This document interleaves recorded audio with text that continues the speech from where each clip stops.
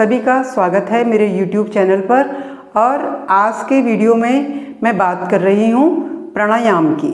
हम प्रतिदिन योगाभ्यास करते हैं और प्राणायाम भी करते हैं, लेकिन आज के वीडियो में मैं जो मुख्य रूप से जो प्राणायाम होते हैं उनमें जो पहला प्राणायाम है, अर्थात जिसमें हम गहरी सांस लेते हैं, डीप ब्रीदिंग करते हैं, तो उसके बारे में मैं आपको बताऊंगी कि किस तरीके से हम डीप ब्रीदिंग करते हैं और डीप ब्रीदिंग करने से हमें क्या लाभ होता है और डीप ब्रीदिंग को हमें किस विधि से करना है। तो साथियों, सबसे पहले तो हम सांस तो हम जीवन पर्यंत लेते हैं, लेकिन वो कैसी ब्रीदिंग होती है, वो नॉर्मल ब्रीदिंग होती है। और नॉर्मल ब्रीदिंग के द्वारा क्या होता है, हमारे फेफड़ों को जो पर्याप्त मात्रा में प्राणवायु जो चाहिए होती है वो नहीं मिल पाती है, और उससे क्या होता है कि हमारे फेफड़े यानी कि हमारे जो लंग्स हैं वो कमज़ोर हो जाते हैं, और उससे जितनी भी जो वायरल बीमारियां होती हैं जो फेफड़ों से रिलेटेड होती हैं वे सब की सब उन्हीं लोगों को लगती हैं जिनका जो फेफड़े होते हैं वो कमज़ोर होते हैं। और जब हम प्राणायाम करते हैं तो प्राणायाम में हम गहरी सांस लेते हैं, और उससे जिस प्रकार से हम अपने मोबाइल को चार्ज करते हैं उसी प्रकार से गहरी सांस के द्वारा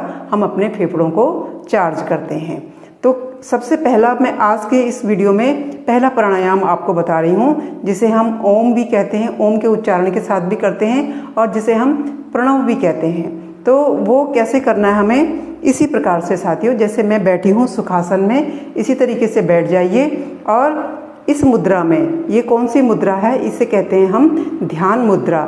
ध्यान मुद्रा अर्थात अंगूठा और तर्जनी के जो टिप्स हैं उनको आपस में मिला करके शेष 3 उंगलियों को सीधा करके अपने घुटने पे रखेंगे इस तरीके से, और अपने जो रीढ़ की हड्डी है, अपनी स्पाइन है, उसको सीधा कर लेंगे, कंधे भी सीधे कर लेंगे।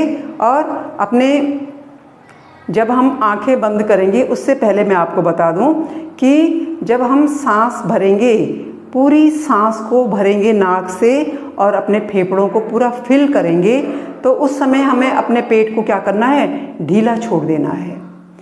कुछ देर उस सांस को हम होल्ड करके रखेंगे, और उसके बाद उस सांस को फिर धीरे धीरे हम क्या करेंगे, रिलीज़ कर देंगे। उस समय हमें धीरे धीरे अपने पेट को भीतर की तरफ ले जाना है, मतलब उसको सिकोड़ना है, अंदर की तरफ को टाइट करना है। तो ये तरीका है प्राणायाम करने का। और 1 बार 2 बार मैं आपको बिना ओम के करके बताऊंगी, और उसके बाद 3 बार जो है मैं ओम की ध्वनि के साथ बताऊंगी। तो चलिए पहले 2 बार जो है बिना ओम की ध्वनि के, तो कैसे करना है, लंबा गहरा सांस लीजिए,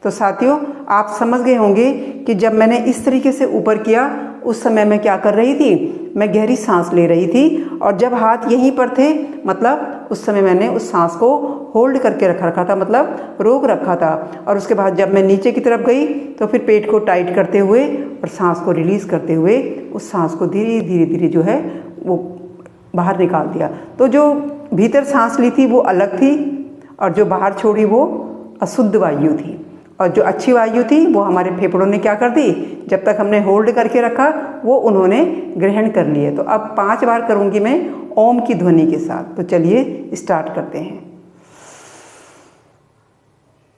ओम।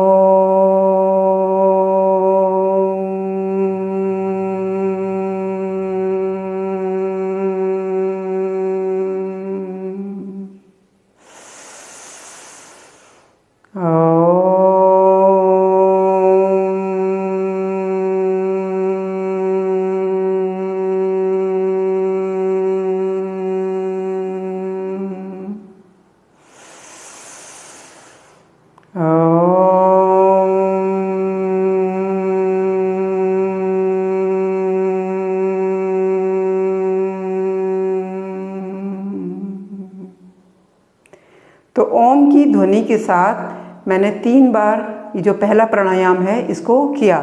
मैं आशा करती हूँ आपकी समझ में आ गया होगा। यदि कोई शंका है तो आप मुझसे कमेंट बॉक्स में प्रश्न भी कर सकते हैं और पूछ सकते हैं। तो इस प्राणायाम को करने से हमारे जो लंग्स हैं उनकी जो क्षमता है वो मजबूत होती है, और जितना हमारे फेफड़े मजबूत रहेंगे उतना ही हमारे हृदय को भी क्या मिलेगी, मजबूती मिलेगी, क्योंकि वो सारी ऑक्सीजन कहाँ भेजता है, लंग्स हृदय को भेजता है, और हृदय जो है उसके माध्यम से पूरे शरीर में ब्लड का सर्कुलेशन करती है। तो साथियों, आज के जो वीडियो में मैं पहले प्राणायाम के बारे में ही आपको बताने वाली थी, वो मैं आपको बता चुकी हूँ, और इसके बाद जो अगला वीडियो बनेगा प्राणायाम पर, उसमें मैं दूसरा प्राणायाम है जिसे कहते हैं कपालभाति, उस पर बताऊंगी आपको उस करने की विधि, उससे क्या क्या लाभ होते हैं और उसमें क्या क्या सावधानियां हमें बरतनी है। तो सभी को प्रणाम। ओम नमः शिवाय।